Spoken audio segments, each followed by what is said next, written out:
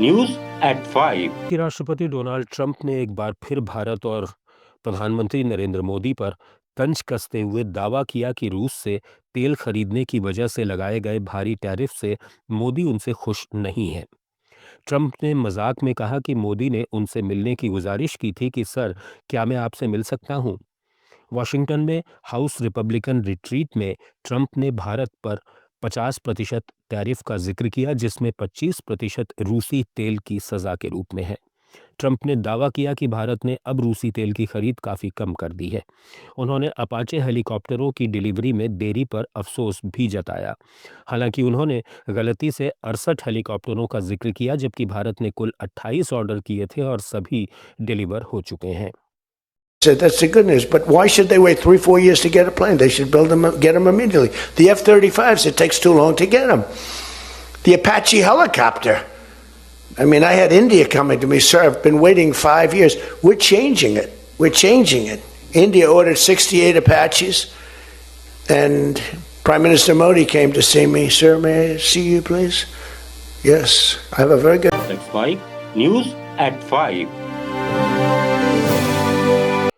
इधर लोकसभा में विपक्ष के नेता राहुल गांधी ने अमेरिकी राष्ट्रपति ट्रंप के उस बयान पर एक्स पर पुराना वीडियो शेयर कर तंज कसा कि फर्क समझो सर जी, हम कांग्रेस वाले कभी सुपर पावर के आगे नहीं झुके, लेकिन मोदी जी तो ट्रंप के एक फोन पर नरेंद्र सरेंडर हो जाते हैं। यानी दबाव पड़ते ही मोदी जी घुटने टेक देते हैं। इससे सियासी गलियारे में अब ये बहस छिड़ गई है कि आखिर हाउडी मोदी से सरेंडर मोदी तक बात कैसे पहुंच गई। दिल्ली के रामलीला मैदान के पास अतिक्रमण हटाने को लेकर बड़ा एक्शन हुआ है। 6 जनवरी की रात करीब 1 बजे दिल्ली हाईकोर्ट के आदेश पर एमसीडी ने 17 बुलडोजर चलाकर बारात घर, डायग्नोस्टिक सेंटर और दुकानों को ढहाया। तुर्कमान गेट स्थित फैज़े इलाही मस्जिद के पास कार्रवाई के दौरान हालात तनावपूर्ण हो गए। भीड़ ने बैरिकेडिंग तोड़ने की कोशिश की और पुलिस और एमसीडी कर्मियों पर पथराव किया। हालात काबू में करने के लिए पुलिस ने आंसू गैस के गोले छोड़े।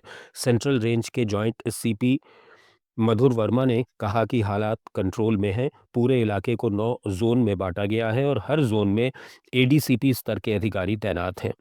पत्थरबाजों की पहचान वीडियो फुटेज से की जाएगी।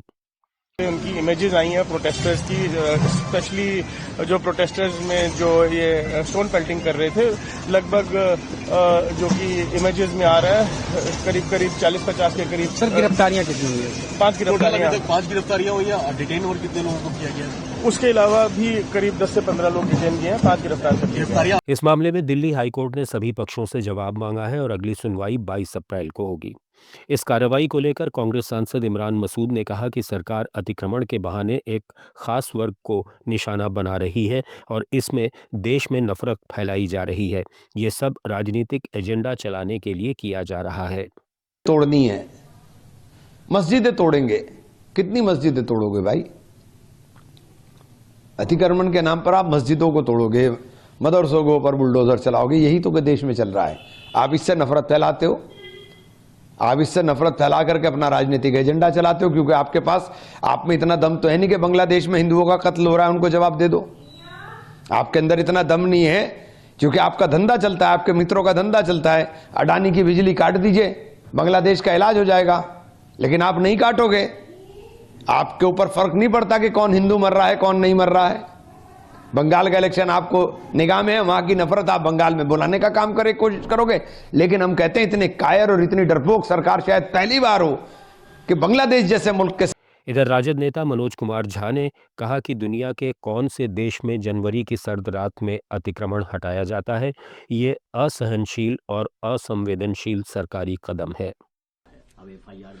दुनिया के कौन से देश में जनवरी की सर्द रात में आप इस काम को अंजाम देते हैं?